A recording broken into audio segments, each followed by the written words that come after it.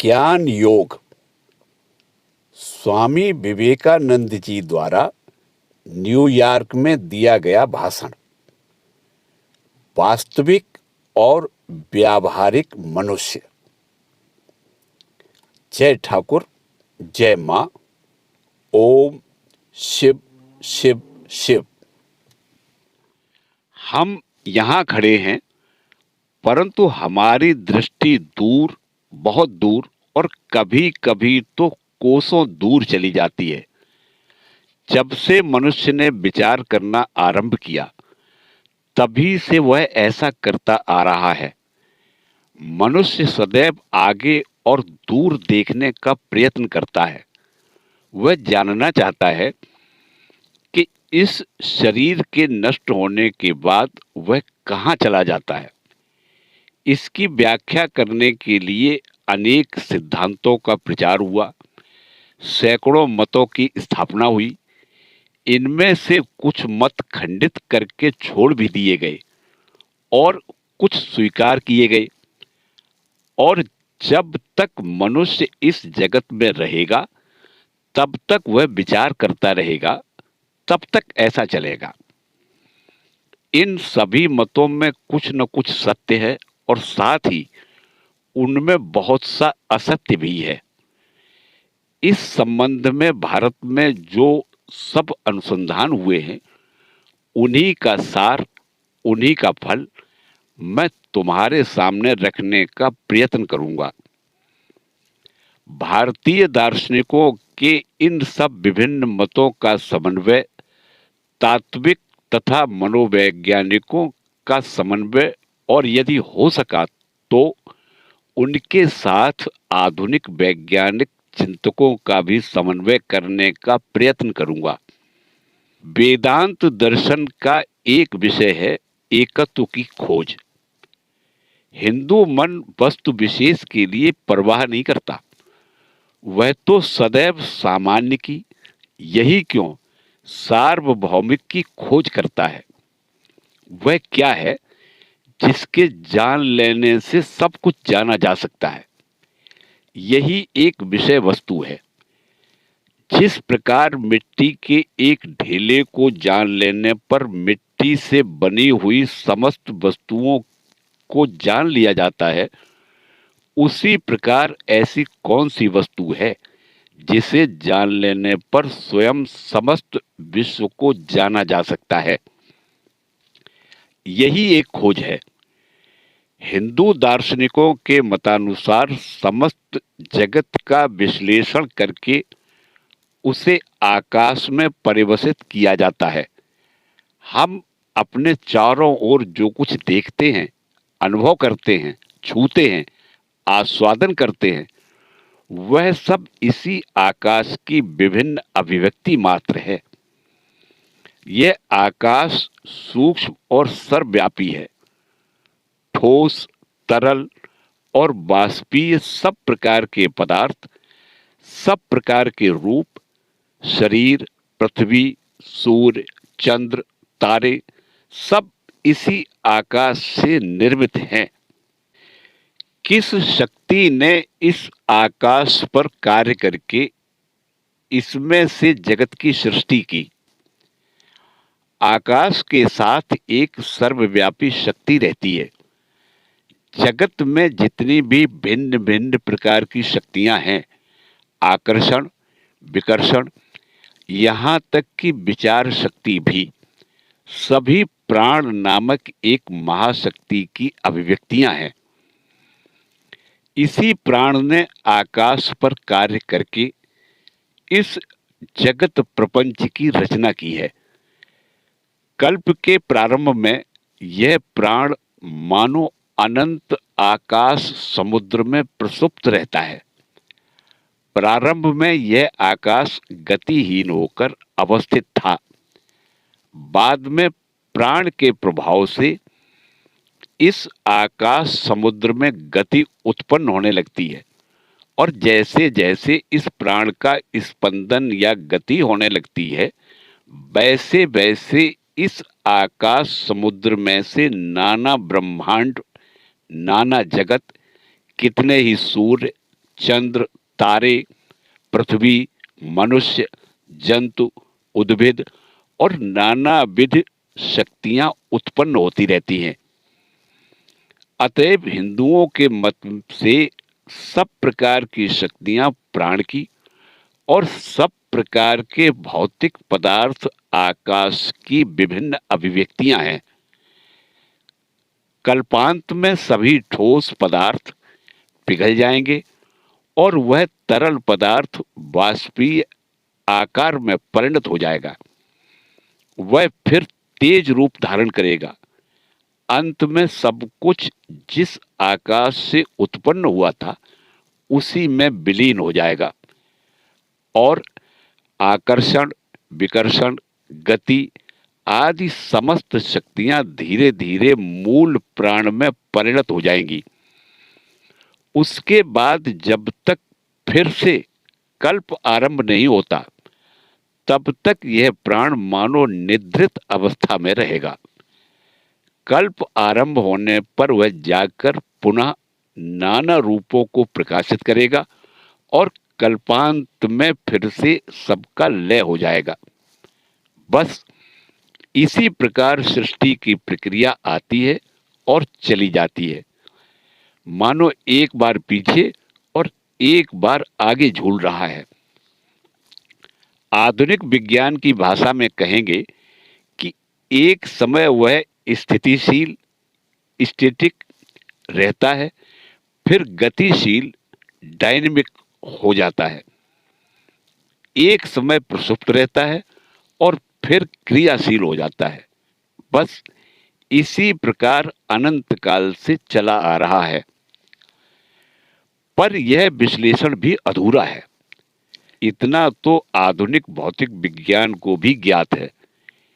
इसके परे भौतिक विज्ञान की पहुंच नहीं है। पर इस अनुसंधान का यही अंत नहीं हो जाता। हमने अभी तक उस वस्तु को प्राप्त नहीं किया जिसे जान लेने पर सब कुछ जाना जा सके। हमने समस्त जगत को भूत और शक्ति में अथवा प्राचीन भारतीय दार्शनिकों के शब्दों में आकाश और प्राण में परिवर्तित कर दिया। अब आकाश और प्राण को उनके मूल तत्व में परिवर्तित करना होगा। इन्हें मन नामक उच्च सत्ता में परिवर्तित किया जा सकता है। मन महत अथवा सार्वभौमिक विचार शक्ति से प्राण और आकाश दोनों की उत्पत्ति होती है। प्राण या आकाश की अपेक्षा विचार सत्ता की और अधिक सूक्ष्मतर अभिव्यक्ति है। विचार ही स्वयं इन दोनों में विभक्त हो जाता है। प्रारंभ में वह सर्वव्यापी मन ही था और इसने स्वयं व्यक्त, परिवर्तित और विकसित होकर आकाश और प्राण ये दो रूप धारण किए और इन दोनों के सम्मिश्रण से सारा जगत बना। अब हम मनोविज्ञान की चर्चा करेंगे। मैं तुमको देख रहा हूं। आंखें बाह्य संवेदनाएं मेरे पास लाती हैं और संवेदक नाड़ियां उसे मस्तिष्क में ले जाती हैं। आंखें देखने का साधन नहीं है, वे उसकी केवल बाहरी यंत्र हैं, क्योंकि देखने का जो वास्तविक साधन है, जो मस्तिष्क में संवेदनाएं ले जाती हैं, उसको यदि नष्ट कर दिया जाए तब 20 आंखें रहते हुए भी मैं तुम में से किसी को भी नहीं देख सकूंगा। नेत्रपट अर्थात रेटिना पर यहां तक हो सके भले ही चित्र पूरा हो, फिर भी मैं तुमको नहीं देख सकूंगा। अतएव वास्तविक इंद्रिय इस यंत्र से भिन्न है। इस यंत्र अर्थात चक्षु के पीछे यथार्थ चक्षु इंद्रिय है। सब प्रकार की विषयानुभूतियों के संबंध में ऐसा ही समझना चाहिए। नासिका घ्राणेन्द्रिय नहीं है, वह तो यंत्र मात्र है। घ्राणेन्द्रिय उसके पीछे है।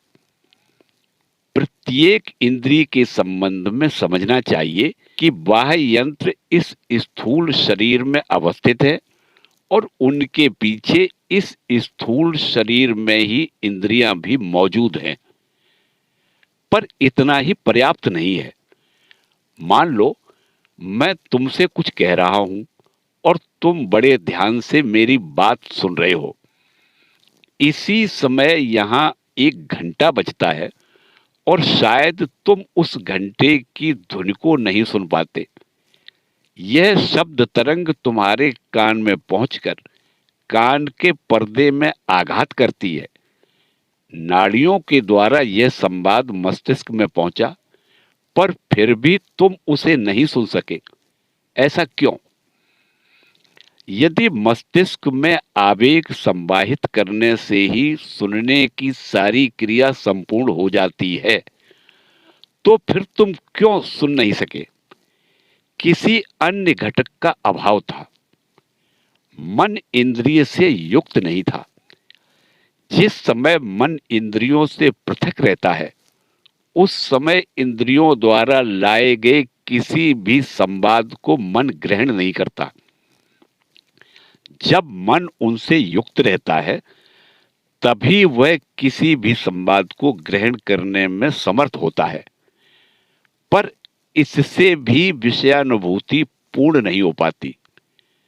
बाहरी यंत्र भले ही बाहर से संवाद ले आए, इंद्रियां भले ही उसे भीतर ले जाएं और मन भी इंद्रियों से संयुक्त रहे, पर तो भी विषयानुभूति पूर्ण नहीं होगी।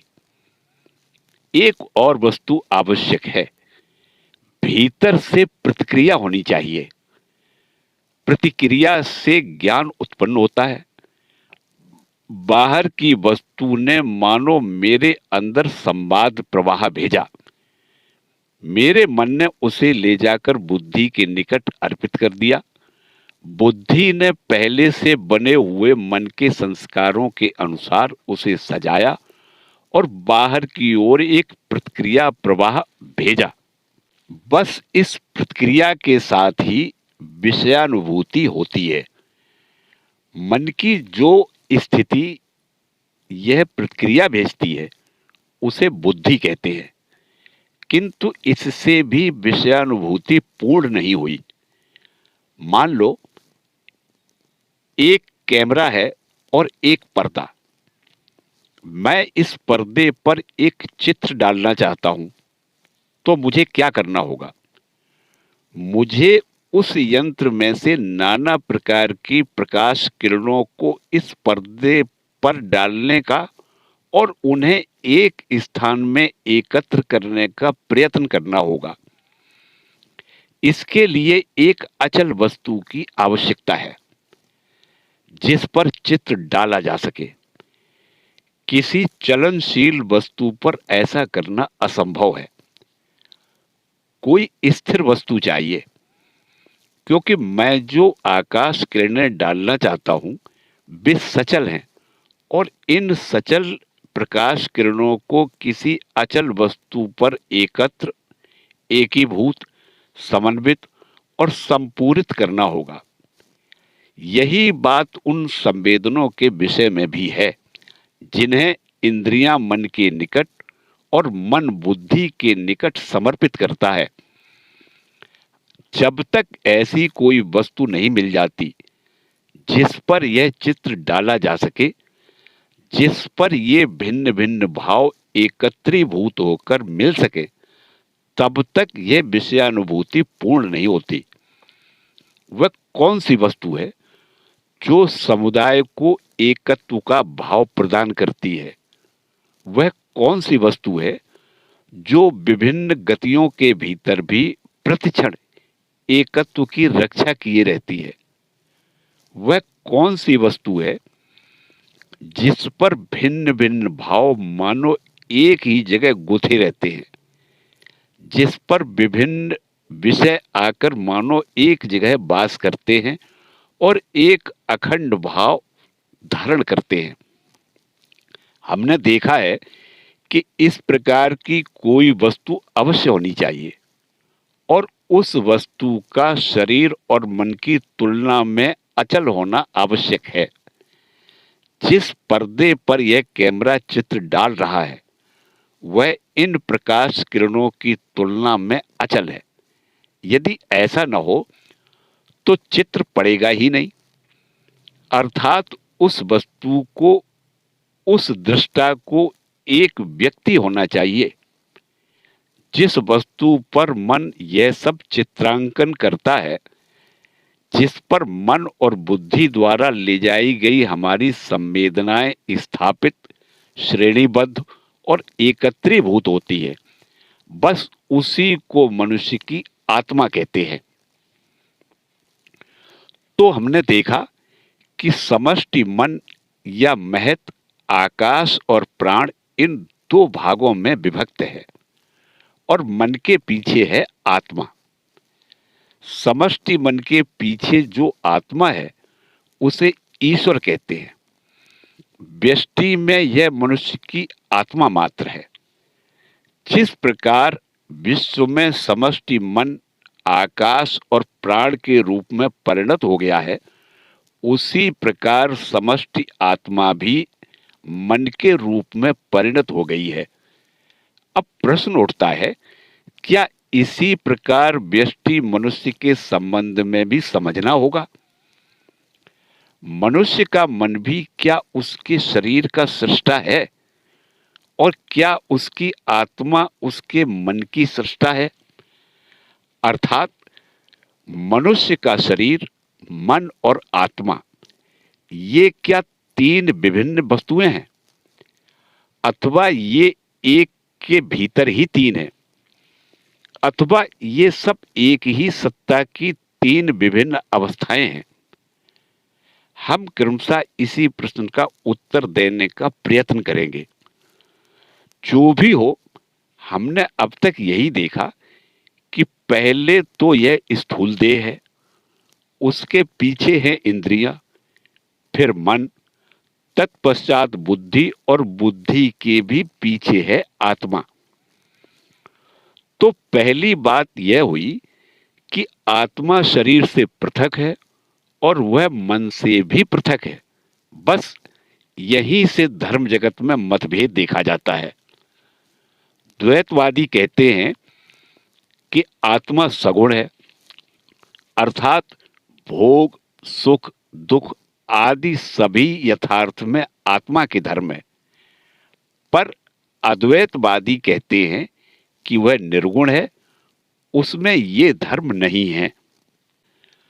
हम पहले द्वैतवादियों के मत का, आत्मा और उसकी नियति के संबंध में उनके मत का वर्णन करके उसके बाद उस मत का वर्णन करेंगे जो इसका पूर्ण रूप से खंडन करता है, और अंत में अद्वैतवाद के द्वारा दोनों मतों का सामंजस्य स्थापित करने का प्रयत्न करेंगे। यह मानव आत्मा शरीर और मन से पृथक होने के कारण एवं आकाश और प्राण से गठित न होने के कारण अवश्य अमर है। क्यों? मृत्यु या विनाश का क्या अर्थ है? विघटित हो जाना। और जो वस्तु कुछ पदार्थों के संयोग से बनती है वही विघटित होती है, जो अन्य पदार्थों के संयोग से उत्पन्न नहीं है वह कभी विघटित नहीं होती, इसलिए उसका विनाश भी कभी नहीं हो सकता। वह अविनाशी है, वह अनंत काल से है, उसकी कभी सृष्टि नहीं हुई। सृष्टि तो संयोग अथवा संघात मात्र है। शून्य से कभी किसी ने सृष्टि नहीं देखी। सृष्टि के संबंध में हम बस इतना ही जानते हैं कि वह पहले से वर्तमान कुछ वस्तुओं का नए नए रूपों में एकत्र मिलन मात्र है। यदि ऐसा है तो फिर यह मानव आत्मा भिन्न भिन्न वस्तुओं के संयोग से उत्पन्न नहीं है। अतः यह अवश्य अनंत काल से है और अनंत काल तक रहेगी। इस शरीर का नाश हो जाने पर भी आत्मा रहेगी। वेदांतवादियों के मत से जब इस शरीर का नाश हो जाता है तब मनुष्य की इंद्रियां मन में लीन हो जाती हैं, मन का प्राण में लय हो जाता है, प्राण आत्मा में प्रविष्ट हो जाता है और तब मानव की वह आत्मा मानो सूक्ष्म शरीर अथवा लिंग शरीर रूपी वस्त्र पहनकर चली जाती है। इस सूक्ष्म शरीर में ही मनुष्य के सारे संस्कार वास करते हैं। संस्कार क्या है? मन मानो सरोवर के समान है और हमारा प्रत्येक विचार मानो उस सरोवर की लहर के समान है। जिस प्रकार सरोवर में लहर उठती है, गिरती है, गिरकर अंतर्हित हो जाती है, उसी प्रकार मन में ये सब विचार तरंगें लगातार उठती और अंतर्हित होती रहती हैं, किंतु वे एकदम अंतर्हित नहीं हो जाती। वे क्रमशः सूक्ष्मतर होती जाती हैं, पर वर्तमान रहती ही हैं। प्रयोजन होने पर फिर उठती हैं। जिन विचारों ने सूक्ष्मतर रूप धारण कर लिया है, उन्हीं में से कुछ को फिर से तरंगाकार में लाने को ही स्मृति कहते हैं। इस प्रकार हमने जो कुछ सोचा है, जो कुछ किया है, सारा का सारा मन में अवस्थित है। ये सब वहां सूक्ष्म रूप में है और मनुष्य के मर जाने पर भी ये संस्कार उसके मन में विद्यमान रहते हैं। वे फिर सूक्ष्म शरीर पर कार्य करने लगते हैं। आत्मा यह सब संस्कार एवं सूक्ष्म शरीर रूपी वस्त्र पहनकर चली जाती है और विभिन्न संस्कारों की इन विभिन्न शक्तियों का समवेत फल ही आत्मा की भविष्य नियत को निर्धारित करता है। उनके मत से आत्मा की 3 प्रकार की गति होती है। जो अत्यंत धार्मिक हैं, वे मृत्यु के बाद सूर्य रश्मियों का अनुसरण करते हैं। सूर्य रश्मियों का अनुसरण करते हुए वे सूर्यलोक में जाते हैं। वहां से वे चंद्रलोक और चंद्रलोक से विद्युल्लोक में उपस्थित होते हैं। वहां एक मुक्त आत्मा से उनका साक्षात्कार होता है। वह इन जीवात्माओं को सर्वोच्च ब्रह्मलोक में ले जाती हैं। यहाँ उन्हें सर्वज्ञता और सर्वशक्तिमत्ता प्राप्त होती है।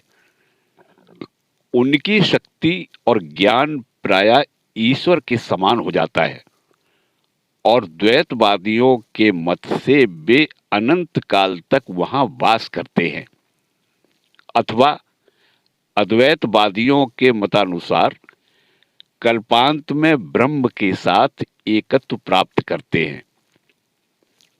जो लोग सकाम भाव से सत्कार्य करते हैं, वे मृत्यु के बाद चंद्रलोक में जाते हैं।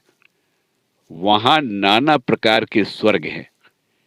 वे वहां पर सूक्ष्म शरीर, देव शरीर प्राप्त करते हैं। वे देवता होकर वहां वास करते हैं और दीर्घ काल तक स्वर्ग के सुखों का उपभोग करते हैं। इस भोग का अंत होने पर फिर उनका प्राचीन कर्म बलवान हो जाता है, अतः फिर से उनका मर्त्य लोक में पतन हो जाता है। वे वायुलोक, मेघलोक आदि लोकों में से होते हुए अंत में वृष्टि धारा के साथ पृथ्वी पर गिर पड़ते हैं। वृष्टि के साथ गिरकर वे किसी सस्य का आश्रय लेकर रहते हैं। इसके बाद जब कोई व्यक्ति उस सस्य को खाता है, तब उसके वीर्य से वे फिर से शरीर धारण करते हैं। जो लोग अत्यंत दुष्ट हैं, वे मरने पर भूत अथवा दानव हो जाते हैं। एवं चंद्रलोक और पृथ्वी के बीच किसी स्थान में वास करते हैं। उनमें से कुछ मनुष्यों को त्रस्त करते हैं और कुछ लोग मनुष्यों से मैत्री भाव रखते हैं। वे कुछ समय तक उस स्थान में रहकर फिर पृथ्वी पर आकर पशु जन्म लेते हैं। कुछ समय पशु देह में रहकर वे फिर से मनुष्य योनि में आते हैं। वे और एक बार मुक्ति लाभ करने की उपयुक्त अवस्था प्राप्त करते हैं। तो इस प्रकार हमने देखा कि जो लोग मुक्ति की निकटतम सीढ़ी पर पहुंच गए हैं, जिनमें अपवित्रता बहुत कम रह गई है, वे ही सूर्य किरणों के सहारे ब्रह्मलोक में जाते हैं। जो मध्यम वर्ग के लोग हैं, जो स्वर्ग जाने की इच्छा से सत्कर्म करते हैं, वे चंद्रलोक में जाकर वहां के स्वर्गों में वास करते हैं और देव शरीर प्राप्त करते हैं, पर उन्हें मुक्ति की प्राप्ति के लिए फिर से मनुष्य देह धारण करनी पड़ती है। और जो अत्यंत दुष्ट हैं, वे भूत, दानव आदि रूपों में परिणत होते हैं। उसके बाद वे पशु होते हैं और मुक्ति लाभ के लिए उन्हें फिर से मनुष्य जन्म ग्रहण करना पड़ता है। इस पृथ्वी को कर्म भूमि कहा जाता है। अच्छा बुरा सभी कर्म यही करना होता है। मनुष्य स्वर्ग काम होकर सत्कार्य करने पर स्वर्ग में जाकर देवता हो जाता है। इस अवस्था में वह कोई नया कर्म नहीं करता। वह तो बस पृथ्वी पर किए हुए अपने सत्कर्मों के फल का ही भोग करता है। और जब ये सत्कर्म समाप्त हो जाते हैं, तो उसी समय जो असत या बुरे कर्म उसने पृथ्वी पर किए थे, उन सबका संचित फल वेग के साथ उस पर आ जाता है और उसे फिर से एक बार पृथ्वी पर घसीट लाता है। इसी प्रकार जो भूत हो जाते हैं, वे उस अवस्था में कोई नूतन कर्म न करते हुए केवल अपने पूर्व कर्मों का फल भोगते रहते हैं। तत्पश्चात पशु जन्म ग्रहण कर वे वहां कोई नया कर्म नहीं करते। उसके बाद वे भी फिर मनुष्य हो जाते हैं। शुभ और अशुभ कर्मों द्वारा जनित पुरस्कार और दंड की अवस्थाओं में नूतन कर्मों को उत्पन्न करने की शक्ति नहीं होती। वे केवल भोगी जाती हैं। अत्यंत शुभ और अत्यंत अशुभ कर्मों का फल बहुत शीघ्र प्राप्त होता है। मान लो एक व्यक्ति ने जीवन भर अनेक बुरे कर्म किए, पर एक बहुत अच्छा काम भी किया। ऐसी दशा में उस सत्कार्य का फल उसी क्षण प्रकाशित हो जाएगा और इस सत्कार्य का फल समाप्त होते ही बुरे कार्य भी अपना फल दिखाने लगेंगे। जिन लोगों ने कुछ अच्छे अच्छे बड़े कार्य किए हैं, पर जिनके सारे जीवन की सामान्य गति अच्छी नहीं रही है, वे सब देवता हो जाएंगे। देव धारण कर देवताओं की शक्ति का कुछ काल तक भोग करके उन्हें फिर से मनुष्य होना पड़ेगा। जब सत्कार्यों की शक्ति क्षय हो जाएगी, तब फिर से उन पुराने असत कार्यों का फल होने लगेगा। जो अत्यंत बुरे कर्म करते हैं, उन्हें भूत योनि, दानव योनि में जाना पड़ेगा और जब उनके बुरे कर्मों का फल समाप्त हो जाएगा, तो उस समय उनका जितना भी सत्कार्य शेष है, उसके फल से वे मनुष्य हो जाएंगे। जिस मार्ग से ब्रह्मलोक में जाते हैं, जहां से पतन होने अथवा लौटने की संभावना नहीं रहती, उसे देवयान कहते हैं और चंद्रलोक मार्ग को पितृयान कहते हैं। अतएव वेदांत दर्शन के मत से मनुष्य ही जगत में सर्वश्रेष्ठ प्राणी है और यह कर्म भूमि पृथ्वी ही सर्वश्रेष्ठ स्थान है, क्योंकि एकमात्र यहीं पर उसके पूर्णत्व प्राप्त करने की सर्वोत्कृष्ट और सर्वाधिक संभावना है। देवदूत या देवता आदि को भी पूर्ण होने के लिए मनुष्य जन्म ग्रहण करना पड़ेगा। यह मानव जीवन एक महान केंद्र, अद्भुत स्थिति और अद्भुत अवसर है। अब हम दर्शन के एक अन्य पक्ष पर विचार करेंगे। बौद्ध लोग इस आत्मा का, जिसकी व्याख्या मैंने अभी की है, अस्तित्व एकदम अस्वीकार करते हैं। हम विचारों के प्रवाह को ही क्यों न चलने दें। शरीर और मन के पीछे आत्मा नामक कोई वस्तु मानने की क्या आवश्यकता है। इस शरीर और मन रूपी यंत्र से ही क्या यथेष्ट व्याख्या नहीं हो सकती। और तीसरी वस्तु की कल्पना से क्या लाभ। यह युक्ति है तो बड़ी प्रबल। जहां तक बाह्य अनुसंधान की पहुंच है, यहां तक तो यही प्रतीत होता है कि यह शरीर और मन रूपी यंत्र अपनी व्याख्या के लिए स्वयं ही पर्याप्त है। कम से कम हम में से अनेक इस तत्व को इसी दृष्टि से देखते हैं। तब फिर शरीर और मन से भिन्न, पर साथ ही शरीर और मन के अधिष्ठान स्वरूप आत्मा के अस्तित्व की कल्पना की क्या आवश्यकता। बस शरीर और मन कहना ही तो पर्याप्त है। सतत परिणामशील जड़ प्रवाह का नाम है शरीर और सतत परिणामशील विचार प्रवाह का नाम है मन। तब यह जो एकत्व की प्रतीति हो रही है, वह कैसे होती है। बौद्ध कहते हैं कि यह एकत्व वास्तविक नहीं है। मान लो एक जलती मशाल को घुमाया जा रहा है, तो इससे वह आग का एक वृत्त सी प्रतीत होती है। वास्तव में कहीं कोई वृत्त नहीं है, पर मशाल के सतत घुमाने से आग ने यह वृत्त रूप धारण किया है। इसी प्रकार हमारे शरीर में भी एकत्व नहीं है। जड़ की राशि लगातार चल रही है। यदि संपूर्ण जड़ राशि को एक कहकर संबोधित करने की इच्छा हो तो करो, पर उसके अतिरिक्त वास्तव में कोई एकत्व नहीं है। मन के संबंध में भी यही बात है। प्रत्येक विचार दूसरे विचारों से पृथक है। यह प्रबल विचार प्रवाह ही इस भ्रमात्मक एकत्व का भाव उत्पन्न कर देता है। अतएव फिर तीसरी वस्तु की क्या आवश्यकता। जो कुछ दिखता है, यह जड़ प्रवाह और यह विचार प्रवाह, बस इन्हीं का अस्तित्व है।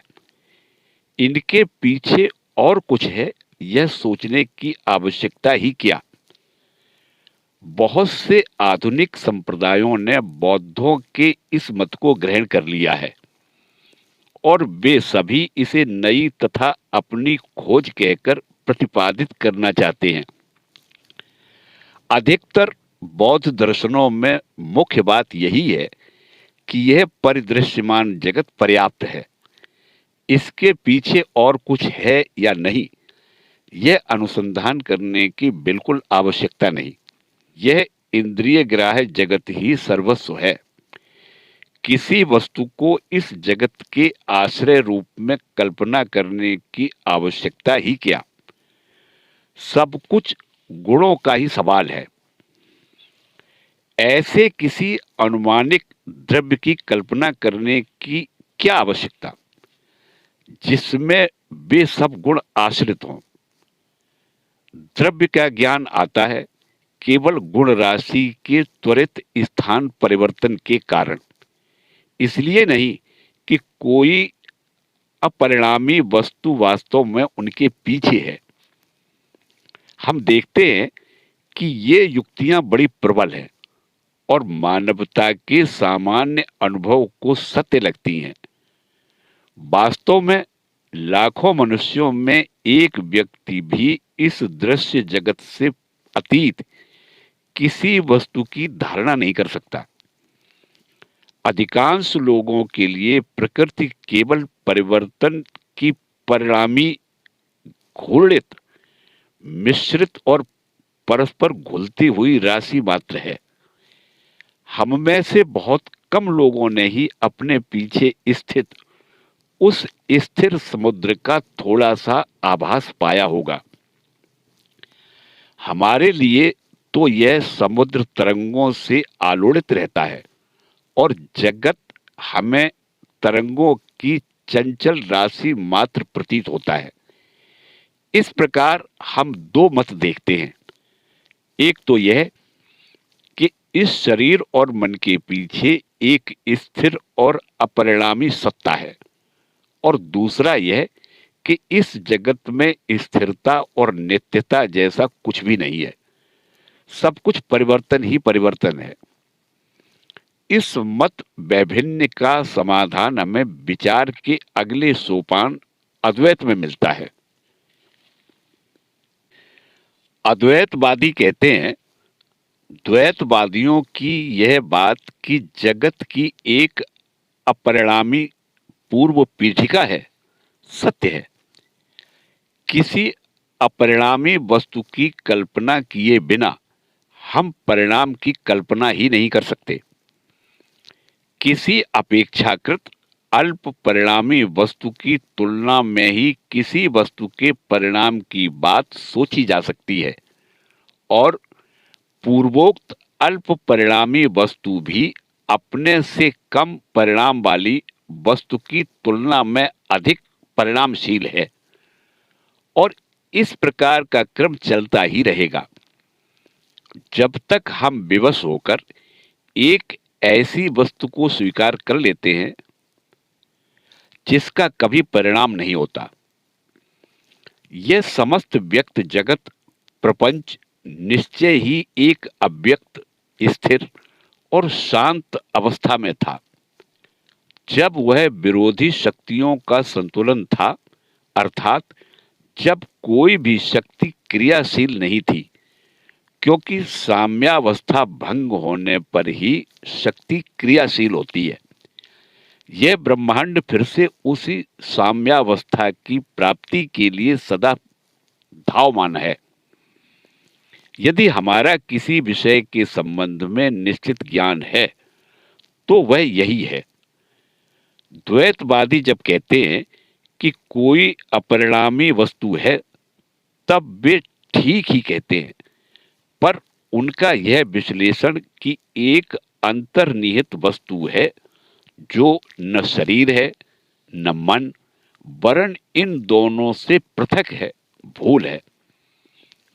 बौद्ध लोग जो कहते हैं कि समुदय जगत परिणाम प्रवाह मात्र है, तो यह भी पूर्णतया सत्य है, क्योंकि जब तक मैं जगत से पृथक हूं, जब तक मैं अपने अतिरिक्त और कुछ देखता हूं, जब तक एक दृष्टा है और दृश्य वस्तु है, संक्षेप में जब तक द्वैत भाव है, यह जगत सदैव परिणामशील प्रतीत होगा। पर असल बात यह है कि इस जगत में परिणाम भी है और अपरिणाम भी है।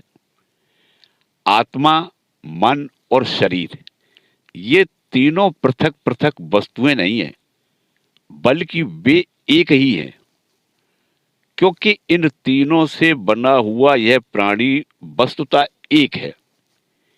एक ही वस्तु कभी देह, कभी मन और कभी देह और मन से अतीत आत्मा के रूप में प्रतीत होती है, किंतु वह एक ही समय में यह तीनों नहीं होती। जो शरीर को देखते हैं वे मन को नहीं देख पाते, जो मन को देखते हैं वे आत्मा को नहीं देख पाते, और जो आत्मा को देखते हैं उनके लिए शरीर और मन दोनों न जाने कहाँ चले जाते हैं। जो लोग केवल गति देखते हैं वे संपूर्ण स्थिर भाव को नहीं देख पाते, और जो इस संपूर्ण स्थिर भाव को देख पाते हैं उनके लिए गति न जाने कहाँ चली जाती है। रस्सी में सर्प का भ्रम हुआ है। जो व्यक्ति रस्सी में सर्प ही देखता है उसके लिए रस्सी न जाने कहाँ चली जाती है, और जब भ्रांति दूर होने पर वह व्यक्ति रस्सी ही देखता है तो उसके लिए फिर सर्प नहीं रह जाता। तो हमने देखा कि सर्वव्यापी वस्तु एक ही है और वह एक ही नाना रूपों में प्रतीत होती है। इसको चाहे आत्मा कहो अथवा अन्य कोई द्रव्य कहो, जगत में एकमात्र इसी का अस्तित्व है।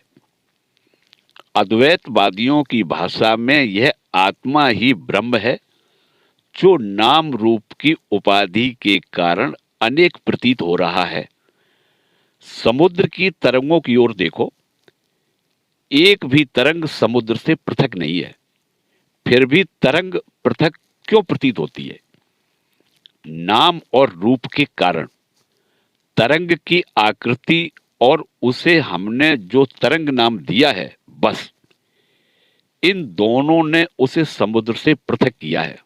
नाम रूप के नष्ट हो जाने पर वह समुद्र की समुद्र ही रह जाती है। तरंग और समुद्र के बीच भला भेद कौन कर सकता है? अतएव यह समुदय जगत एक स्वरूप है। जो भी पार्थक्य दिखता है वह सब नाम रूप के ही कारण है। जिस प्रकार सूर्य लाखों जलकणों पर प्रतिबिंबित होकर प्रत्येक जलकण में अपनी एक संपूर्ण प्रतिकृति सृष्ट कर देता है, उसी प्रकार वही एक आत्मा, वही एक सत्ता विभिन्न वस्तुओं में प्रतिबिंबित होकर नाना रूपों में दिखाई पड़ती है, किंतु वास्तव में वह एक ही है। वास्तव में मैं अथवा तुम कुछ नहीं है, सब एक ही है। चाहे कह लो कि सभी मैं हूं या कह लो सभी तुम हो। यह द्वैत ज्ञान बिल्कुल मिथ्या है और सारा जगत इसी द्वैत ज्ञान का फल है। जब विवेक के उदय होने पर मनुष्य देखता है कि दो वस्तुएं नहीं है, एक ही वस्तु है, तब उसे यह बोध होता है कि वह स्वयं यह अनंत ब्रह्मांड स्वरूप है। मैं ही यह परिवर्तनशील जगत हूं और मैं ही अपरिणामी, निर्गुण, नित्य, पूर्ण, नित्यानंदमय हूं। अतएव नित्य शुद्ध, नित्य पूर्ण, अपरिणामी, अपरिवर्तनीय एक आत्मा है, उसका कभी परिणाम नहीं होता, और ये सब विभिन्न परिणाम उस एक आत्मा में प्रतीत मात्र होते हैं। उस पर नाम रूप ने ये सब विभिन्न स्वप्न चित्र अंकित कर दिए हैं।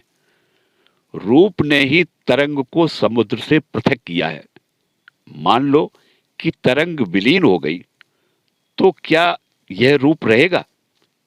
नहीं, यह बिल्कुल चला जाएगा। तरंग का अस्तित्व पूर्ण रूप से समुद्र के अस्तित्व पर निर्भर है, पर समुद्र का अस्तित्व तरंग के अस्तित्व पर निर्भर नहीं है। जब तक तरंग रहती है तब तक रूप भी रहता है, पर तरंग के विलीन हो जाने पर वह रूप फिर नहीं रह सकता। इस नाम रूप को ही माया कहते हैं। यह माया ही भिन्न भिन्न व्यक्तियों का सृजन करके उनमें आपस में पार्थक्य का बोध करा रही है, पर वास्तव में इसका अस्तित्व नहीं है। माया का अस्तित्व है, यह नहीं कहा जा सकता। रूप या आकृति का अस्तित्व है, यह नहीं कहा जा सकता, क्योंकि वह तो दूसरे के अस्तित्व पर निर्भर रहती है, और उसका अस्तित्व नहीं है, यह भी नहीं कहा जा सकता, क्योंकि उसी ने तो ये सारा भेद उत्पन्न किया है। अद्वैतवादियों के मत से इस माया या अज्ञान या नाम रूप, अथवा यूरोपीय लोगों की भाषा में इस देश काल निमित्त के कारण यह एक अनंत सत्ता इस वैचित्रमय जगत के रूप में दिख पड़ती है। परमार्थता यह जगत एक अखंड स्वरूप है।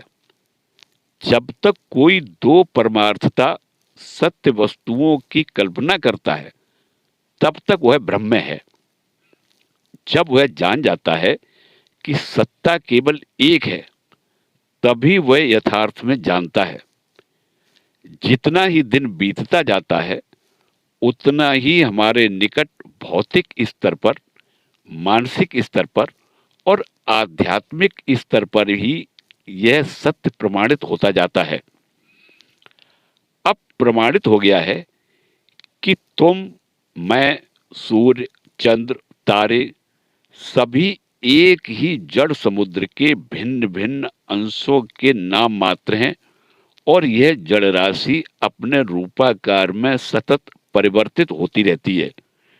शक्ति का जो कण कुछ मास पहले सूर्य में था, हो सकता है आज वह मनुष्य के भीतर आ गया हो, कल शायद वह पशु के भीतर और परसों शायद किसी उद्भिद के भीतर। आना जाना निरंतर हो रहा है। यह सब एक अखंड जड़ राशि है। भेद है केवल नाम और रूप में। इसके एक बिंदु का नाम है सूर्य, एक का चंद्र, एक का तारा, एक का मनुष्य, एक का पशु, एक का उद्भिद, आदि आदि। और ये सारे नाम भ्रमात्मक हैं। इसमें कोई वास्तविकता नहीं है, क्योंकि इस जड़ राशि का लगातार परिवर्तन हो रहा है। इसी जगत को एक दूसरे दृष्टिकोण से देखने पर यह एक विशाल विचार समुद्र के समान प्रतीत होगा, जिसका एक एक बिंदु एक एक विशेष मन है। तुम एक मन हो, मैं एक मन हूं, प्रत्येक व्यक्ति केवल एक एक मन है। फिर इसी जगत को ज्ञान की दृष्टि से देखने पर, अर्थात जब आंखों पर से मोह का आवरण हट जाता है, जब मन शुद्ध हो जाता है, तब यही नित्य शुद्ध, अपरिणामी, अविनाशी, अखंड पूर्ण स्वरूप पुरुष के रूप में प्रतीत होता है। तब फिर द्वैतवादियों के परलोकवाद का मनुष्य मरने के बाद स्वर्ग जाता है अथवा अमुक लोक में जाता है और बुरा आदमी भूत हो जाता है, उसके बाद पशु होता है, आदि बातों का क्या होता है? अद्वैतवादी कहते हैं, न कोई आता है न कोई जाता है। तुम्हारे लिए आना जाना किस प्रकार संभव है? तुम तो अनंत स्वरूप हो, तुम्हें जाने के लिए स्थान कहां? किसी स्कूल में छोटे बच्चों की परीक्षा हो रही थी। परीक्षक उन छोटे छोटे बच्चों से कठिन प्रश्न कर रहे थे। उन प्रश्नों में एक प्रश्न यह भी था, पृथ्वी गिरती क्यों नहीं? उन्हें आशा थी कि बच्चों से उत्तर में गुरुत्वाकर्षण का भाव या दूसरा कोई जटिल वैज्ञानिक सत्य मिले। अनेक बालक इस प्रश्न को समझ ही नहीं सके और अपनी अपनी समझ में उल्टे सीधे उत्तर देने लगे। पर एक बुद्धिमती बालिका ने एक दूसरा प्रश्न करते हुए उसका उत्तर दिया, पृथ्वी गिरेगी कहां? यह प्रश्न तो निरर्थक है। विश्व में ऊंचा नीचा कुछ भी नहीं है। ऊंचा नीचा तो सापेक्ष ज्ञान मात्र है। आत्मा के संबंध में भी यही बात है। उसके संबंध में जन्म मृत्यु का प्रश्न ही निरी मूर्खता है। कौन जाता है, कौन आता है? तुम कहां नहीं हो? वह स्वर्ग कहां है जहां तुम पहले से ही नहीं हो? मनुष्य की आत्मा सर्वव्यापी है। तुम कहां जाओगे? कहाँ नहीं जाओगे। आत्मा तो सब जगह है। अतएव यह जन्म मृत्यु, स्वर्ग नरक आदि रूप, बच्चों जैसा स्वप्न, बच्चों जैसा भ्रम, सब कुछ पूर्ण जीवन मुक्त व्यक्ति के लिए एकदम गायब हो जाता है। जिनके भीतर कुछ अज्ञान अवशिष्ट है, उनको यह ब्रह्मलोक पर्यंत नाना प्रकार के दृश्य दिखाकर फिर अंतर्हित होता है, और जो अज्ञानी हैं उनके लिए यह रह जाता है। स्वर्ग जाएंगे, मरेंगे, पैदा होंगे, इन सब बातों पर सारा संसार विश्वास क्यों करता है? मैं एक पुस्तक पढ़ रहा हूं, उसके पृष्ठ पर पृष्ठ पढ़े जा रहा हूं और उन्हें उल्टाते जा रहा हूं, और एक पृष्ठ आया, वह भी उलट दिया गया। परिवर्तन किसमें हो रहा है? कौन आ जा रहा है? मैं नहीं, इस पुस्तक के पन्ने ही उल्टे जा रहे हैं। सारी प्रकृति आत्मा के सम्मुख रखी हुई एक पुस्तक के समान है। उसका एक के बाद दूसरा अध्याय पढ़ा जा रहा है, फिर एक नया दृश्य सामने आता है, पढ़ने के बाद उसे भी उलट दिया जाता है, फिर एक नया अध्याय सामने आता है। पर आत्मा जैसी थी वैसी ही रहती है, वही अनंत स्वरूप। परिणाम प्रकृति का हो रहा है, आत्मा का नहीं। आत्मा का कभी भी परिणाम नहीं होता। जन्म मृत्यु प्रकृति में है, तुम में नहीं। फिर भी अज्ञ लोग भ्रांत होकर सोचते हैं कि हम मर रहे हैं, हम जी रहे हैं, प्रकृति नहीं। यह बात ठीक वैसी ही है जैसे हम भ्रांतिवश समझते हैं कि सूर्य चल रहा है, पृथ्वी नहीं। अतः यह समस्त भ्रांति ही है। जैसे रेलगाड़ी के बदले हम खेत आदि को चलायमान समझते हैं, जन्म और मृत्यु की यह भ्रांति भी ठीक वैसी ही है। जब मनुष्य किसी विशेष भाव में रहता है, तब वह उसी सत्ता को पृथ्वी, सूर्य, चंद्र, तारा आदि के रूप में देखता है, और जो लोग इसी मनोभाव से युक्त हैं, वे भी ठीक ऐसा ही देखते हैं। मेरे तुम्हारे बीच अस्तित्व के विभिन्न स्तरों पर लाखों जीव हो सकते हैं। वे हमें कभी नहीं देख पाएंगे और हम भी उन्हें कभी नहीं। हम केवल अपने ही प्रकार के चित्त वृत्ति संपन्न और अपने ही स्तर के प्राणियों को देख सकते हैं। जिन वाद्य यंत्रों में एक प्रकार का कंपन है, उनमें से एक के बजने पर शेष सभी बज उठते हैं।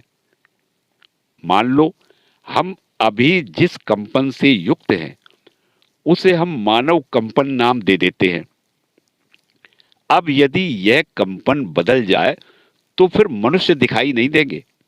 मनुष्य के बदले अन्य दृश्य हमारे सामने आ जाएगा। हो सकता है देव जगत और देवता आदि आ जाएं, अथवा दुष्ट मनुष्यों के लिए शैतान और शैतान जगत आ जाए। पर ये सभी एक ही जगत के विभिन्न दृष्टिकोण हैं।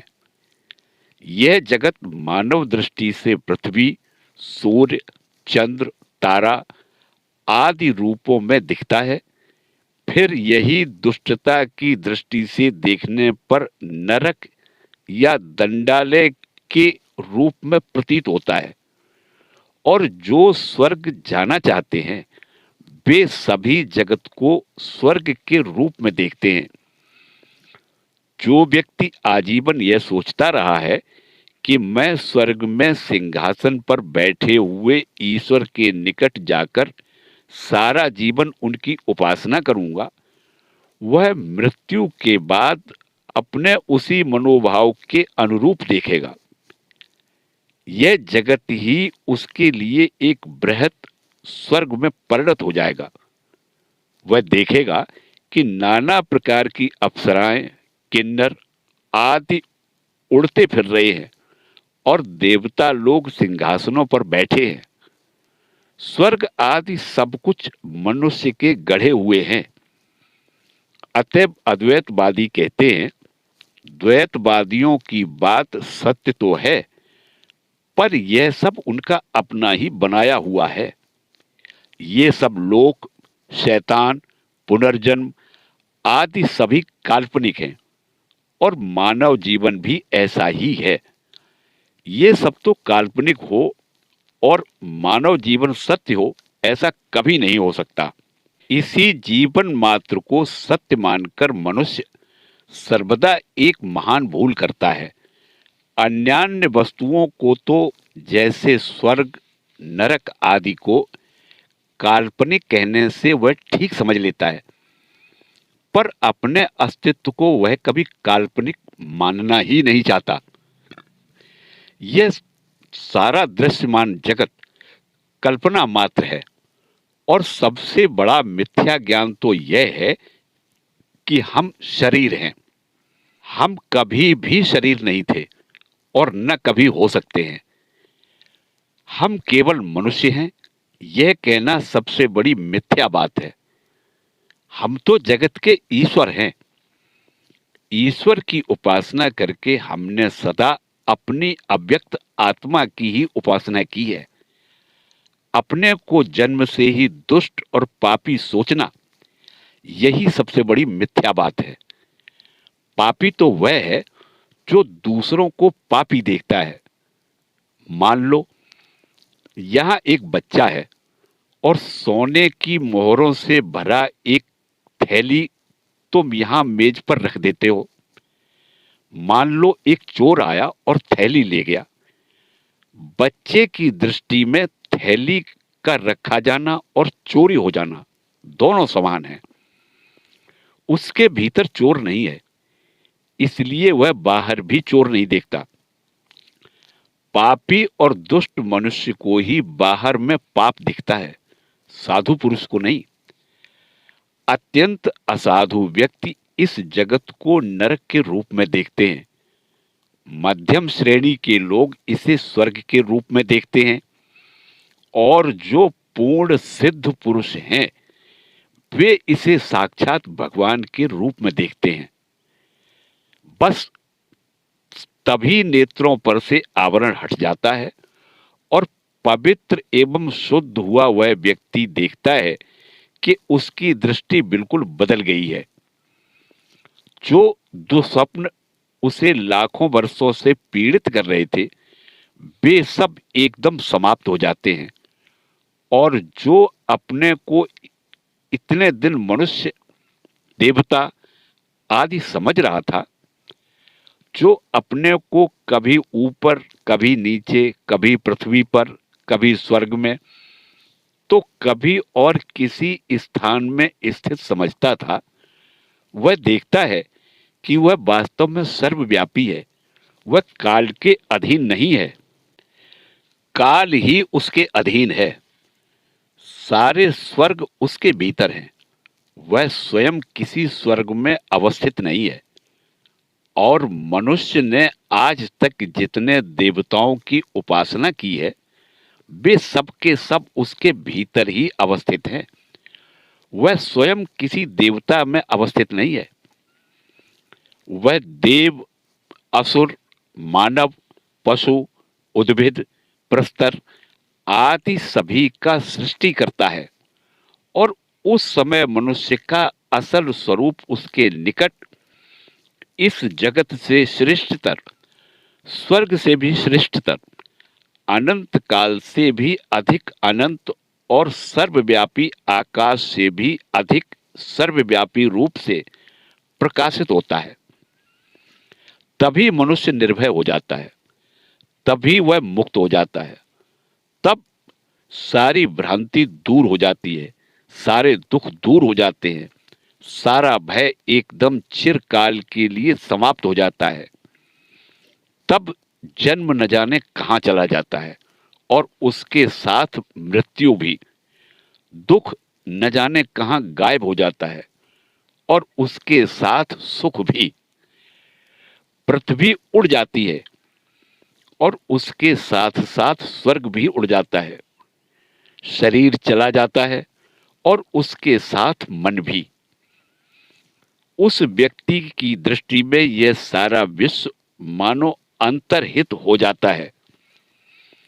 यह जो शक्तियों का निरंतर संग्राम, निरंतर संघर्ष है, यह सब एकदम समाप्त हो जाता है और जो स्वयं शक्ति और भूत के रूप में, प्रकृति के विभिन्न संघर्षों के रूप में, स्वयं प्रकृति के रूप में स्वर्ग, पृथ्वी, उद्भिद, पशु, मनुष्य, देवता आदि के रूप में प्रकट हो रहा था, वह समस्त एक अनंत, अछेद्य, अपरिणामी सत्ता के रूप में दिव्य भाव से परिणत हो जाता है। और ज्ञानी पुरुष देख पाते हैं कि वे उस सत्ता से अभिन्न हैं। जिस प्रकार आकाश में नाना वर्ण के मेघ आकर कुछ देर खेलकर फिर अंतर्हित हो जाते हैं, उसी प्रकार इस आत्मा के सम्मुख पृथ्वी, स्वर्ग, चंद्रलोक, देवता, सुख, दुख आदि आते हैं, पर वे उसी अनंत अपरिणामी नील आकाश को हमारे सम्मुख छोड़कर अंतर्हित हो जाते हैं। आकाश में कभी परिवर्तन नहीं होता, परिवर्तन केवल मेघ में होता है। भ्रम के बस हो हम सोचते हैं कि हम अपवित्र हैं, हम शांत हैं, हम पृथक हैं, पर असल में यथार्थ मनुष्य एक अखंड सत्ता स्वरूप है। यहां पर दो प्रश्न उठते हैं। पहला यह कि क्या इसकी उपलब्धि संभव है? अब तक जो सिद्धांत और दर्शन की बात हुई, पर क्या उसकी अपरोक्षानुभूति संभव है? हां, बिल्कुल संभव है। ऐसे अनेक व्यक्ति संसार में इस समय भी जीवित हैं जिनका अज्ञान सदा के लिए चला गया है। तो क्या सत्य की उपलब्धि के बाद उनकी तुरंत मृत्यु हो जाती है? उतनी जल्दी नहीं जितनी जल्दी हम समझते हैं। मान लो एक लकड़ी से जुड़े हुए दो पहिए साथ साथ चल रहे हैं। अब यदि मैं एक पहिए को पकड़कर बीच की लकड़ी को कुल्हाड़ी से काट दूं, तो जिस पहिए को मैंने पकड़ रखा है वह तो रुक जाएगा, पर दूसरा पहिया जिसमें पहले का वेग अभी नष्ट नहीं हुआ है, कुछ दूर चलेगा और फिर गिर पड़ेगा। पूर्ण शुद्ध स्वरूप आत्मा मानो एक पहिया है और शरीर मन रूपी भ्रांति दूसरा पहिया। ये दोनों कर्म रूपी लकड़ी द्वारा जुड़े हुए हैं। ज्ञान मानो कुल्हाड़ी है जो जोड़ने वाली इस लकड़ी को काट देता है। जब आत्मा रूपी पहिया रुक जाता है, तब आत्मा यह सोचना छोड़ देती है कि वह आ रही है, जा रही है, अथवा उसका जन्म होता है, मृत्यु होती है। तब वह इस प्रकार के सभी अज्ञानात्मक भावों का त्याग कर देती है और तब उसका यह भाव कि वह प्रकृति के साथ संयुक्त है, उसके अभाव और वासनाएं हैं, बिल्कुल चली जाती हैं। तब वह देखती है कि वह पूर्ण है, वासना रहित है, पर शरीर मन रूपी पहिए में पूर्व कर्मों का वेग बचा रहता है। अतः जब तक पूर्व कर्मों का यह वेग पूरी तरह समाप्त नहीं हो जाता, तब तक शरीर और मन बने रहते हैं। यह वेग समाप्त हो जाने पर इनका भी नाश हो जाता है और तब आत्मा मुक्त हो जाती है। तब फिर स्वर्गलोक में जाना या स्वर्ग से पृथ्वी पर लौटना, यहां तक कि ब्रह्मलोक जाना भी समाप्त हो जाता है, क्योंकि आत्मा भला कहां से आएगी और कहां जाएगी? जिन व्यक्तियों ने इस जीवन में ही इस अवस्था को प्राप्त कर लिया है, जिन्हें कम से कम 1 मिनट के लिए भी संसार का यह साधारण दृश्य बदलकर सत्य का ज्ञान मिल गया है, उन्हें जीवन मुक्त कहते हैं। जीवित रहते हुए यह मुक्ति प्राप्त करना ही वेदांती का लक्ष्य है। एक बार मैं पश्चिमी भारत में हिंद महासागर के तटवर्ती मरुस्थल में भ्रमण कर रहा था। बहुत दिन तक निरंतर पैदल भ्रमण करता रहा, किंतु प्रतिदिन यह देखकर मुझे महान आश्चर्य होता था कि चारों ओर सुंदर सुंदर झीलें हैं। वे चारों ओर वृक्षों से घिरी हैं और वृक्षों की परछाई जल में पड़ रही है। मैं अपने मन में कहने लगा, कैसे अद्भुत दृश्य हैं ये, और लोग इसे रेगिस्तान कहते हैं। 1 मास तक वहां मैं घूमता रहा और प्रतिदिन मुझे वे सुंदर दृश्य दिखाई देते रहे। एक दिन मुझे बड़ी प्यास लगी। मैंने सोचा कि चलूं वहां एक झील पर जाकर प्यास बुझा लूं। अतएव मैं इन सुंदर निर्मल झीलों में से एक की ओर अग्रसर हुआ। जैसे मैं आगे बढ़ा कि वह सब दृश्य न जाने कहां लुप्त हो गया, और तब मेरे मन में एकदम यह ज्ञान हुआ कि जीवन भर जिस मरीचिका की बात पुस्तकों में पढ़ता रहा हूं, यह तो वही मरीचिका है। और उसके साथ साथ यह ज्ञान भी हुआ कि इस पिछले मास प्रतिदिन मैं मरीचिका ही देखता रहा, पर कभी जान न पाया कि यह मरीचिका है। दूसरे दिन मैंने पुनः चलना प्रारंभ किया। फिर से वही सुंदर दृश्य दिखने लगे, पर अब साथ साथ यह भाव भी रहने लगा कि यह सचमुच की झील नहीं है, यह मरीचिका है। बस इस जगत के संबंध में भी ठीक यही बात है कि हम प्रतिदिन, प्रतिमास, प्रतिवर्ष इस जगत रूपी मरुस्थल में भ्रमण कर रहे हैं, पर मरीचिका को मरीचिका नहीं समझ पा रहे हैं। एक दिन यह मरीचिका अदृश्य हो जाएगी, पर वह फिर से आ जाएगी। शरीर को पूर्व कर्मों के अधीन रहना पड़ता है, अतः यह मरीचिका फिर से लौट आएगी। जब तक हम कर्म से बंधे हुए हैं, तब तक जगत हमारे सम्मुख आएगा ही। नर, नारी, पशु, उद्भिद, आसक्ति, कर्तव्य, सब कुछ आएगा, पर वे पहले की भांति हम पर प्रभाव नहीं डाल सकेंगे। इस नवीन ज्ञान के प्रभाव से कर्म की शक्ति का नाश हो जाएगा, उसके विष के दांत टूट जाएंगे। जगत हमारे लिए एकदम बदल जाएगा, क्योंकि जैसे ही जगत दिखाई देगा, वैसे ही उसके साथ उसका स्वरूप और सत्य तथा मरीचिका के भेद का ज्ञान भी हमारे सामने प्रकाशित हो जाएगा। तब यह जगत पहले कैसा जगत नहीं रह जाएगा, किंतु इसमें एक भय की आशंका है। हम देखते हैं कि प्रत्येक देश में लोग इस वेदांत मत को अपनाकर कहते हैं, मैं धर्माधर्म से अतीत हूं, मैं नैतिकता के किसी नियम से नहीं बंधा हूं, अतः मेरी जो इच्छा होगी वही करूंगा। इस देश में आजकल देखोगे कि अनेक मूर्ख कहते हैं, मैं बद्ध नहीं हूं, मैं स्वयं ईश्वर हूं, मेरी जो इच्छा होगी वही करूंगा। यह ठीक नहीं है। यद्यपि यह बात सच है कि आत्मा भौतिक, मानसिक और नैतिक सभी प्रकार के नियमों के परे है।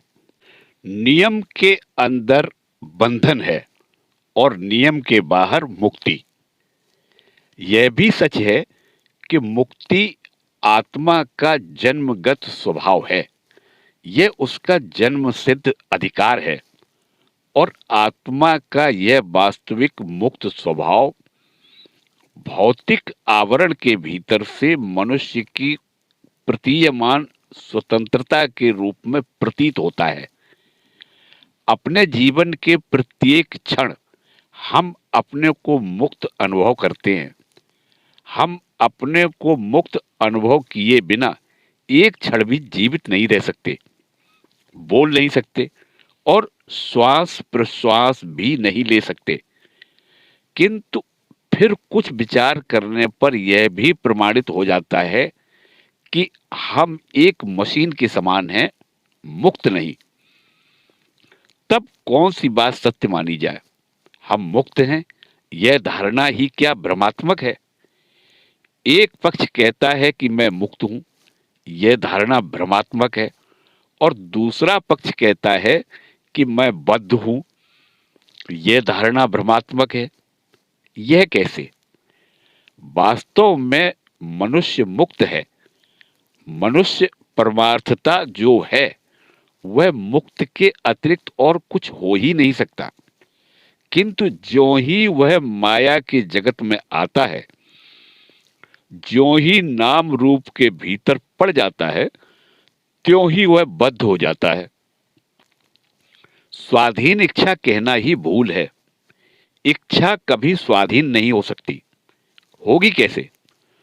जो प्रकृत मनुष्य है वह जब बद्ध हो जाता है तभी उसकी इच्छा की उत्पत्ति होती है, उससे पहले नहीं। मनुष्य की इच्छा बद्ध है, किंतु जो इसका आधार है वह तो सदा ही मुक्त है। इसीलिए बंधन की दशा में भी, चाहे मनुष्य जीवन हो, चाहे देव जीवन, चाहे पृथ्वी पर हो, चाहे स्वर्ग में, हम में इस स्वतंत्रता या मुक्ति की स्मृति बनी रहती है, जो कि हमारा विधि प्रदत्त अधिकार है। और जान में हो या अनजान में, हम सब इस मुक्ति की ओर संघर्ष कर रहे हैं। मनुष्य जब मुक्त हो जाता है तब वह किस प्रकार नियम में बद्ध रह सकता है? तब विश्व का कोई भी नियम उसे बांध नहीं सकता, क्योंकि वह विश्व ब्रह्मांड ही उसका हो जाता है। यह विश्व ब्रह्मांड स्वरूप है। या तो कह लो कि वही विश्व ब्रह्मांड है, या फिर कह लो कि उसके लिए विश्व ब्रह्मांड का अस्तित्व ही नहीं है। तब फिर उसके लिए लिंग, देश आदि छोटे छोटे भाव किस प्रकार संभव हैं? वह कैसे कहेगा मैं पुरुष हूं, मैं स्त्री हूं, अथवा मैं बालक हूं? क्या ये सब मिथ्या बातें नहीं है? उसने जान लिया है कि यह सब मिथ्या है, तब वह भला किस प्रकार कहेगा ये पुरुष के अधिकार हैं और ये स्त्री के? किसी का कुछ अधिकार नहीं है, किसी का स्वतंत्र अस्तित्व नहीं है। पुरुष भी नहीं है और स्त्री भी नहीं। आत्मा तो लिंगहीन है, वह नित्य शुद्ध है। मैं पुरुष या स्त्री हूं, मैं अमुक देशवासी हूं, यह सब कहना केवल मिथ्या है। सभी देश मेरे हैं, सारा विश्व मेरा है, क्योंकि मैंने अपने को मानो सारे विश्व से ढक लिया है। सारा विश्व ही मानो मेरा शरीर हो गया है। किंतु हम देखते हैं कि संसार में बहुत से लोग विचार करते समय ये सब बातें मुख से कहने पर भी आचरण में सभी प्रकार के अपवित्र कार्य करते रहते हैं। और यदि उनसे पूछें तुम ऐसा क्यों कर रहे हो, तो वे उत्तर देंगे यह तुम्हारी समझ की भूल है, हमसे कोई अन्याय होना असंभव है। इन सब लोगों को किस कसौटी पर कसें?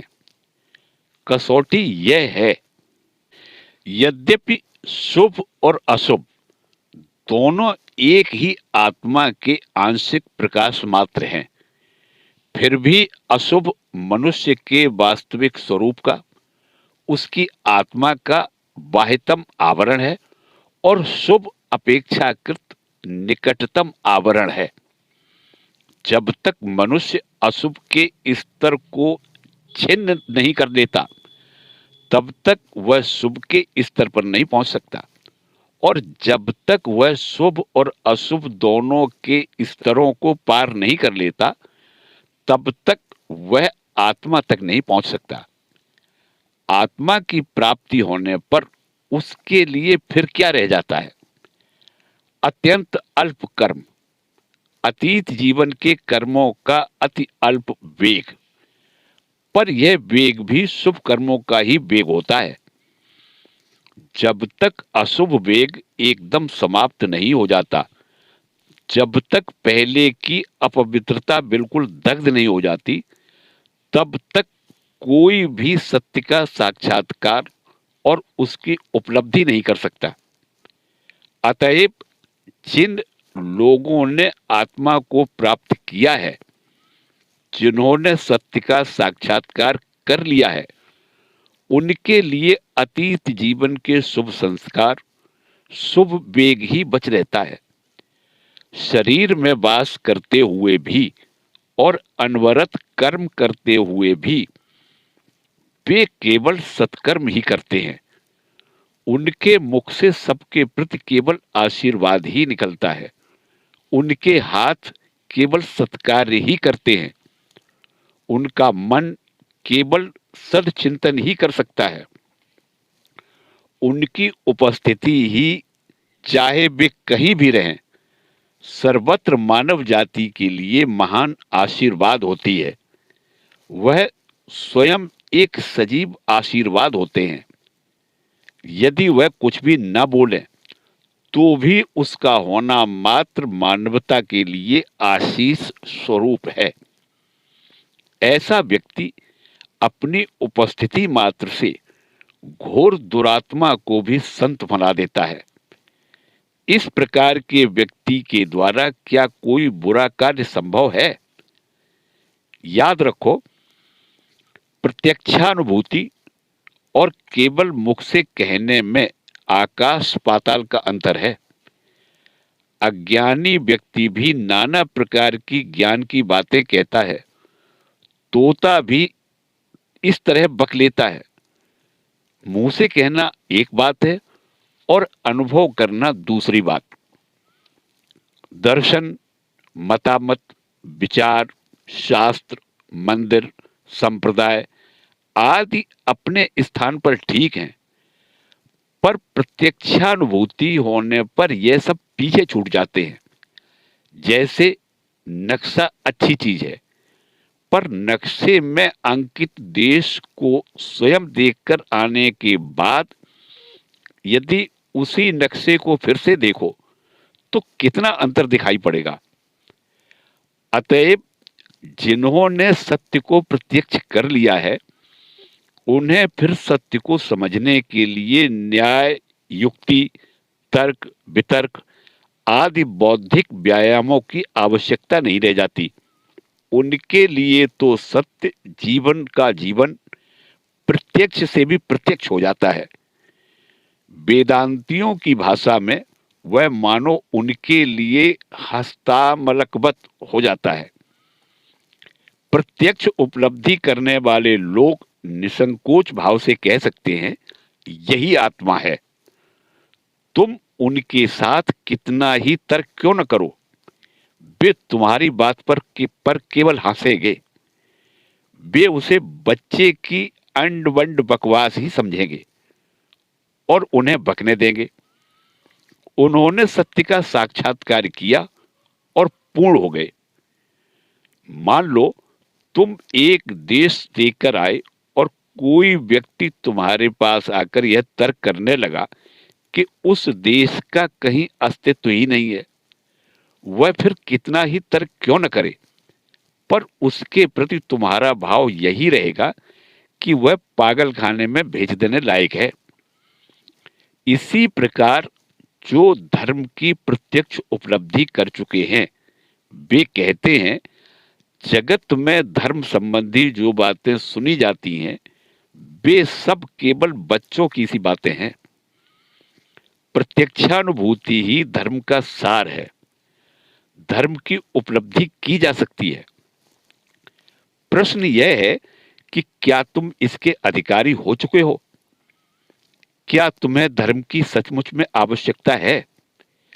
यदि तुम ठीक प्रयत्न करो तभी तुम्हें प्रत्यक्ष उपलब्धि होगी और तभी तुम वास्तव में धार्मिक होगे।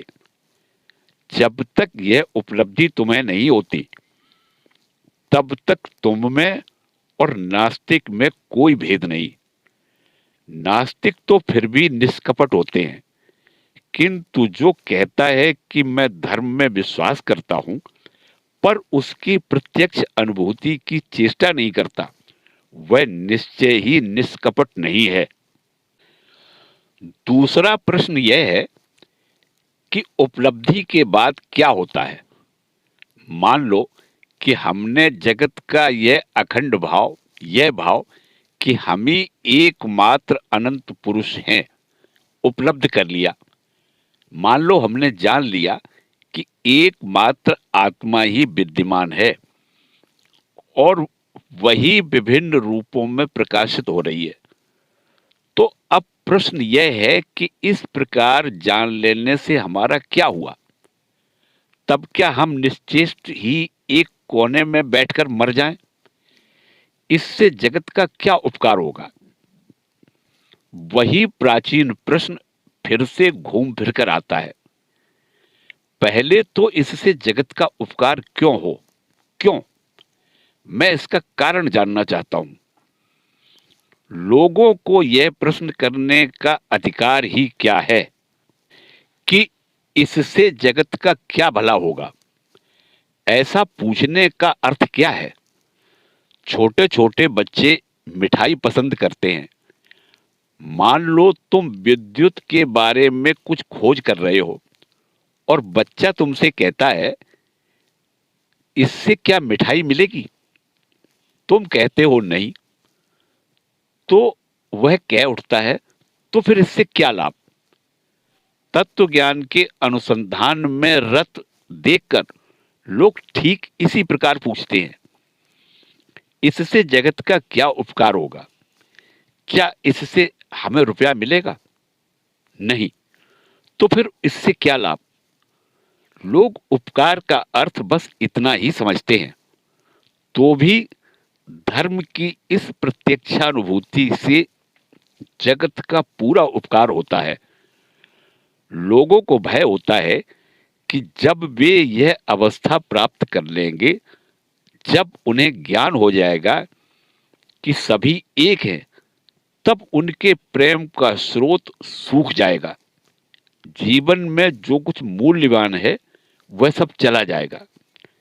इस जीवन में और पर जीवन में जो कुछ उन्हें प्रिय था उसमें से कुछ भी नहीं बच रहेगा। पर लोग यह बात एक बार भी नहीं सोच देखते कि जो व्यक्ति अपने सुख की चिंता की ओर से उदासीन हो गए हैं वे ही जगत में सर्वश्रेष्ठ कर्मी हुए हैं। मनुष्य तभी वास्तव में प्रेम करता है जब वह देखता है कि उसके प्रेम पात्र कोई क्षुद्र मर्त्य जीव नहीं है। मनुष्य तभी वास्तविक प्रेम कर सकता है जब वह देखता है कि उसके प्रेम का पात्र एक मिट्टी का ढेला नहीं किंतु वास्तविक स्वयं भगवान है। स्त्री पति से और अधिक प्रेम करेगी यदि वह समझेगी कि स्वामी साक्षात ब्रह्म स्वरूप है। पति भी स्त्री से अधिक प्रेम करेगा यदि वह जानेगा कि स्त्री स्वयं ब्रह्म स्वरूप है। वे माताएं संतान से अधिक स्नेह कर सकेंगी जो संतान को ब्रह्म स्वरूप देखेंगी। वे ही लोग अपने महान शत्रुओं के प्रति भी प्रेम भाव रख सकेंगे जो जानेंगे कि ये शत्रु साक्षात ब्रह्म स्वरूप है। वे ही लोग पवित्र व्यक्तियों से प्रेम करेंगे जो समझेंगे कि साधु व्यक्ति साक्षात ब्रह्म स्वरूप है, वे ही लोग अत्यंत अपवित्र व्यक्तियों से भी प्रेम करेंगे, जो यह जान लेंगे कि इन महादुष्टों के भी पीछे वे ही प्रभु विराजमान हैं, जिनका क्षुद्र अहम एकदम मर चुका है और उसके स्थान पर ईश्वर ने अधिकार जमा लिया है। वे ही लोग जगत के प्रेरक हो सकते हैं। उनके लिए समग्र विश्व दिव्य भाव में रूपांतरित हो जाएगा। दुख कर अथवा क्लेश कर जो कुछ भी है, वह सब उनकी दृष्टि से लुप्त हो जाता है। सभी प्रकार के द्वंद्व और संघर्ष समाप्त हो जाते हैं। तब यह जगत, जहां हम प्रतिदिन एक टुकड़ा रोटी के लिए झगड़ा और मारपीट करते हैं, उनके लिए कारागार होने के बदले एक क्रीड़ा क्षेत्र बन जाता है। तब जगत बड़ा सुंदर रूप धारण कर लेता है। ऐसे ही व्यक्ति को यह कहने का अधिकार है कि यह जगत कितना सुंदर है। उन्हीं को यह कहने का अधिकार है कि सब मंगल स्वरूप है। इस प्रकार की प्रत्यक्ष उपलब्धि से जगत का यह महान हित होगा कि ये अविराम विवाद, द्वंद्व आदि सब दूर होकर जगत शांति का राज हो जाएगा। यदि जगत के सभी मनुष्य आज इस महान सत्य के एक बिंदु की भी उपलब्धि कर सकें, तो उनके लिए यह सारा जगत एक दूसरा ही रूप धारण कर लेगा और यह सब झगड़ा समाप्त हो शांति का राज्य आ जाएगा। यह घिनौना उतावलापन, यह स्पर्धा जो हमें अन्य सबों को ठेलकर आगे बढ़ निकलने के लिए बाध्य करती है, इस संसार से उठ जाएगी। इसके साथ साथ सब प्रकार की अशांति, घृणा, ईर्ष्या एवं सभी प्रकार का अशुभ सदा के लिए चला जाएगा। उस समय देवता लोग इस जगत में वास करेंगे। उस समय यही जगत स्वर्ग हो जाएगा। और जब देवता देवता से खेलेगा, देवता देवता से मिलकर कार्य करेगा, देवता देवता से प्रेम करेगा, तब क्या अशुभ ठहर सकता है?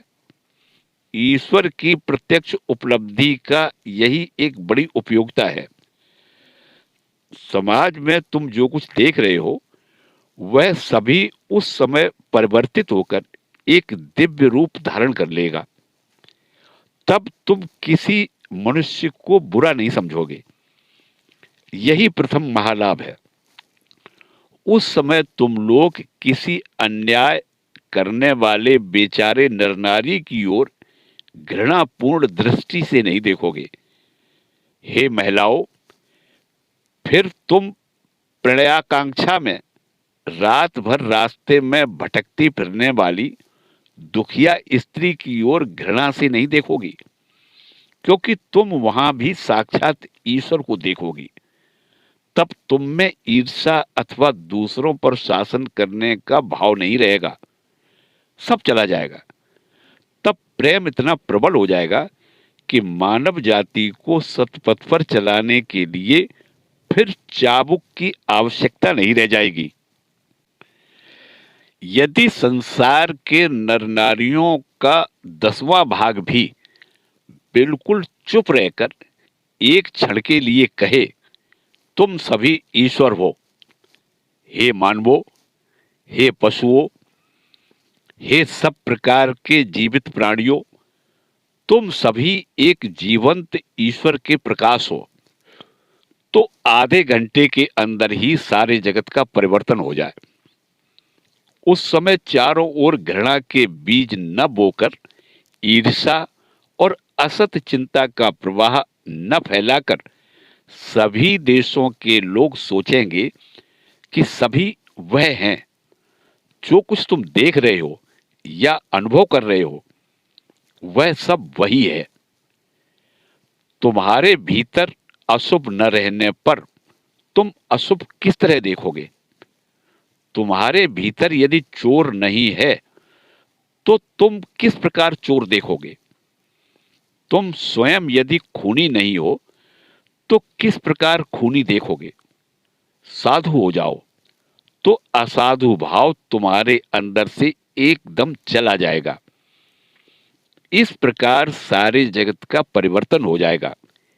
यही समाज का सबसे बड़ा लाभ है। मनुष्य के लिए यही महान लाभ है।